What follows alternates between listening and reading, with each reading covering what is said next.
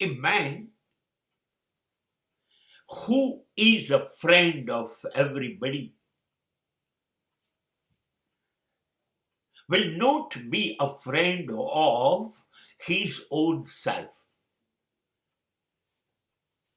And better way, it will be perfect to say he will be enemy of his own self.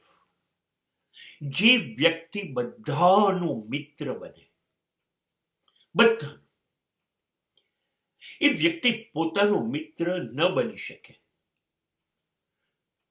અને ત્યાં સુધી કહેવાયું છે કે તો એ પોતાનો શત્રુ બની જશે. બધાના મિત્ર બનવું એટલે બધા સાથે સંબંધ રાખવા, બધાને ગમે, બધાને અનુકૂળ આવે એવી રીતે વર્તવું, એવી રીતે બોલવું, બધાને ખુશ રાખવા. અને ત્યારે જ તમે બધાના મિત્ર બની શકો. પણ ઘટના ત્યાં છે કે જ્યારે તમે બધાને ખુશ રાખવા જાઓ છો, સાચવવા જાઓ છો, કાળજી લેવા જાઓ છો, ત્યારે તમે પોતાને સાચવવાનું, પોતાની કાળજી લેવાનું, પોતાને ખુશ રાખવાનું ચૂકી જાઓ છો. અને આ સૌથી મોટું નુકસાન છે.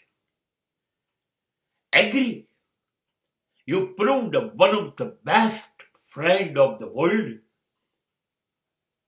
but you miss to live with your own self. તમે તમારી જાત સાચવવામાં ચૂકી ગયા તો તમે તમારી જાતને અન્યાય કર્યો કહેવાય. એટલે તમે તમારા દુશ્મન બની ગયા કહેવાય.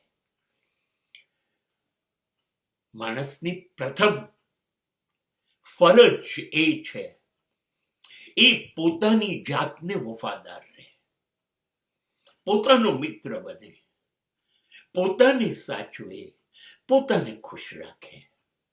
અને જે પોતાના માટે આ કામ નથી કરી શકતો, શંકા છે ને, એ કેવી રીતે બીજાને આપશે?